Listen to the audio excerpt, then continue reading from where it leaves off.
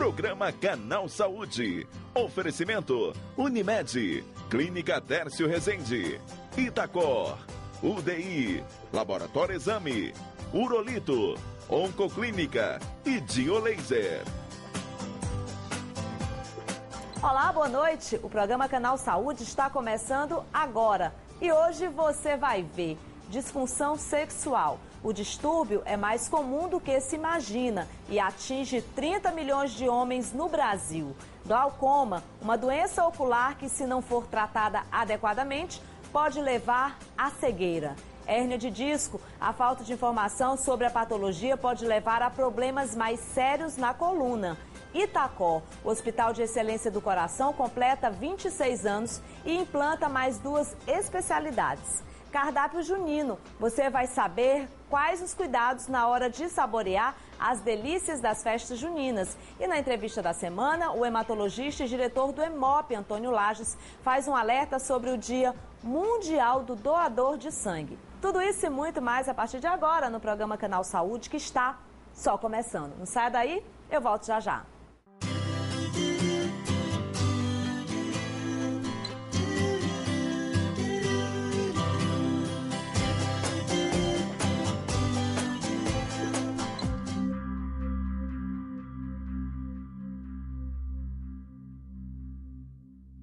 A hérnia de disco ocorre com mais frequência na região lombar da espinha e você poderá sentir uma dor aguda em uma parte da perna, quadril ou nádegas, além de dormência em outras partes do corpo. Segundo dados do IBGE, cerca de 5,4 milhões de brasileiros sofrem de hérnia de disco.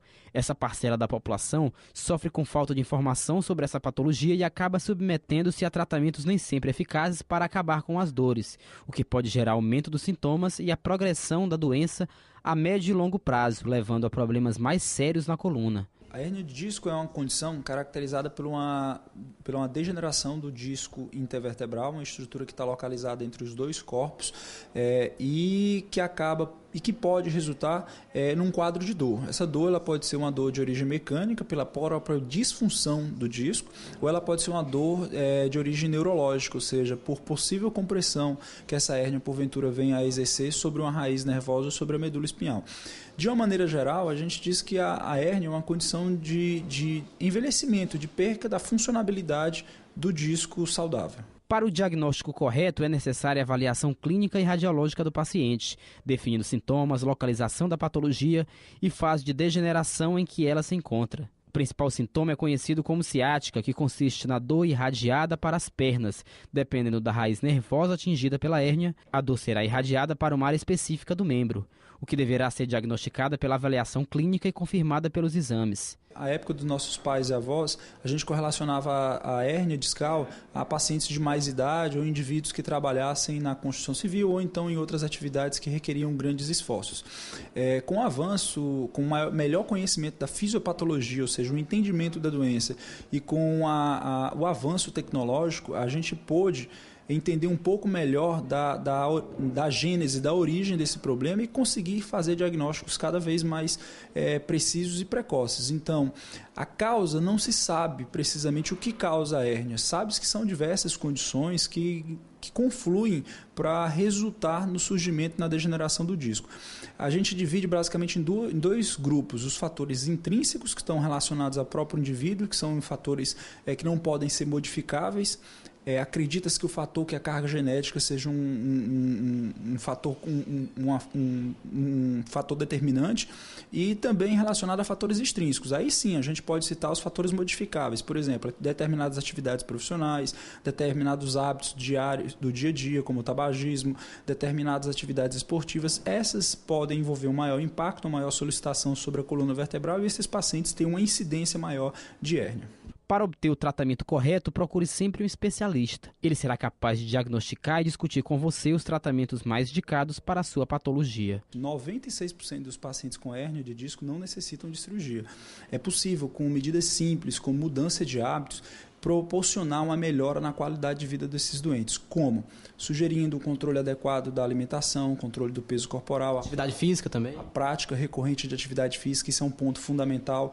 Antigamente tinha-se o conceito, o jargão de que paciente portador de hérnia era um paciente incapacitado para as atividades profissionais e desportivas. Isso é uma inverdade. Se nós pegarmos qualquer literatura médica que aborde o tratamento da doença degenerativa discal, ou seja, da hérnia, um dos pré-requisitos e fundamentais é a prática de exercícios. Os exercícios vão possibilitar uma melhora do condicionamento cardiorrespiratório, um alongamento, um fortalecimento da musculatura, uma melhor postura e, obviamente, cargas bem mais distribuídas ao longo da coluna, fazendo com que esses pacientes eles venham a ter muito menos episódios de dor ao longo da vida e possam desfrutar de uma qualidade adequada. Milhares de brasileiros sofrem de alguns tipos de disfunção sexual, mas é preciso ficar atento caso o distúrbio se repita com regularidade. Confira uma entrevista bem especial com o urologista Gilberto Gonçalves, da Urolito. A disfunção sexual pode atingir qualquer homem em qualquer idade, sendo mais comum do que se imagina.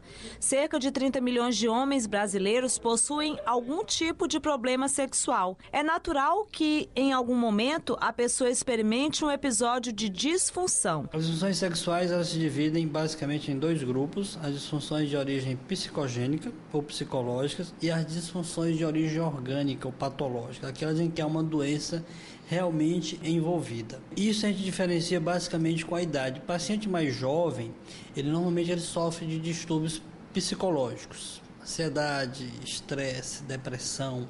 Em algumas outras situações você pode ter doenças orgânicas também. O paciente tem algum tipo de aneurisma ou varizes, paciente que sofreu trauma na região pélvica, que possa ter envolvido testículo, escroto ou alguma outra parte genital, né? Mas 99% eu diria que elas são de origem psicológicas.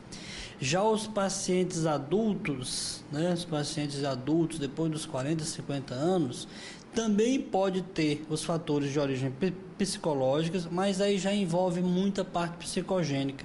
Dentre eles, o principal são as alterações vasculares, né? Dentro da estrutura peniana. O complexo funcionamento da sexualidade humana oferece várias razões que podem afetar o desempenho do homem. Fique atento se este tipo de situação, principalmente se isso se repetir regularmente e atrapalhar o seu relacionamento. A maioria delas, sendo o paciente jovem, o adulto jovem, até mesmo adulto, quando elas são de causas psicológicas, elas naturalmente vão se resolver ou espontaneamente com a resolução do quadro ansioso, do quadro depressivo, ou com tratamento propriamente dito. Às vezes só uma orientação já resolve. Mas hoje a gente pode dizer que a maioria das disfunções, sejam psicológicas ou seja de algum distúrbio orgânico, elas são tratáveis. Como é que elas são tratadas? As causas psicológicas, basicamente com apoio psicogênico, a orientação, a conscientização do paciente, né? A gente vê muito hoje paciente jovem lançando mão das medicações, tipo Viagra, Cialis, as medicações que são vasodilatadores, para tratar, na verdade, um distúrbio psicológico. Isso é um erro gravíssimo, porque você está tratando uma doença de origem psicogênica com uma medicação que vai tratar um fator orgânico. Então, quando você usa uma medicação dessa num paciente jovem, você vai induzir um tempo maior de ereção, um tempo maior de rigidez, e isso ele afeta a estrutura vascular peniana em si. Então você causa um tipo de fibrose, um enrijecimento das estruturas vasculares internas penianas, e isso vai causar um problema futuro para o paciente. O paciente adulto, que ele já tem esses fatores, seja por decorrência da própria idade, álcool, cigarro, cirurgias, né? E esses sim, que se encaixam no uso das medicações, aí sim são pacientes que vão se beneficiar e muito com as medicações. Por isso a escolha de um bom profissional. Aqui na Urolito, por exemplo, tem bons profissionais atendendo nesse sentido, além do apoio psicológico, não é? Porque aqui também vocês têm todo esse aparato. Não é só a questão medicamentosa, mas existe o apoio psicológico que em muitos casos é o mais importante.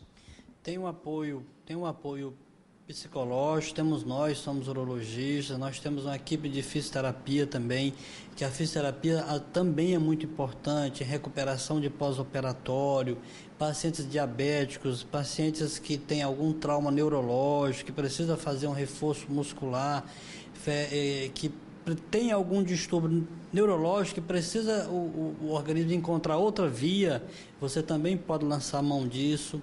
Nós temos todos os exames necessários, nós orientamos quanto à parte de tratamento medicamentosa, medicação injetável também, orientamos quanto à parte hormonal, não é bom que se frise, você não pode sair usando hormônio testosterona à torta e à direita, que você também pode ter problemas, tem que ser bem indicado o tratamento. Não é só usar por usar que você vai ganhar força, não é bem assim, você tem que saber aonde usa, o paciente que realmente vai beneficiar, vai se beneficiar, o paciente que tem uma indicação precisa. Esse, bem tratado, vai ter uma qualidade de vida bem melhor. O que você tem que ter em mente sempre é não fazer uso aleatório, procurar um profissional que tenha uma qualidade boa. Aqui na Urolito nós dispomos de uma equipe de profissional experiente, bem qualificada para isso, né? Nos dispomos a tratar a população, né? Mas não só nós, Teresina como um todo, também existem outros bons profissionais. O importante é que se tenha um apoio profissional, um acompanhamento bem feito.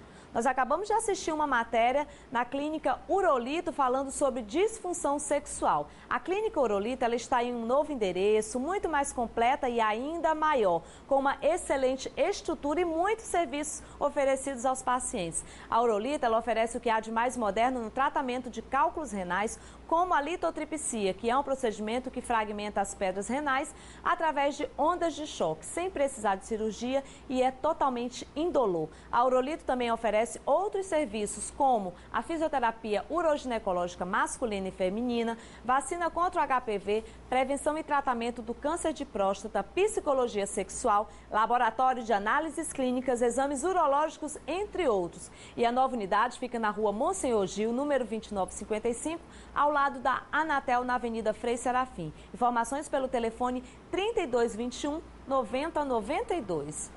No próximo bloco, você vai saber quais os cuidados a serem tomados antes de saborear as delícias das festas juninas. E na entrevista da semana, o hematologista Antônio Lages fala sobre o Dia Mundial de Doação de Sangue.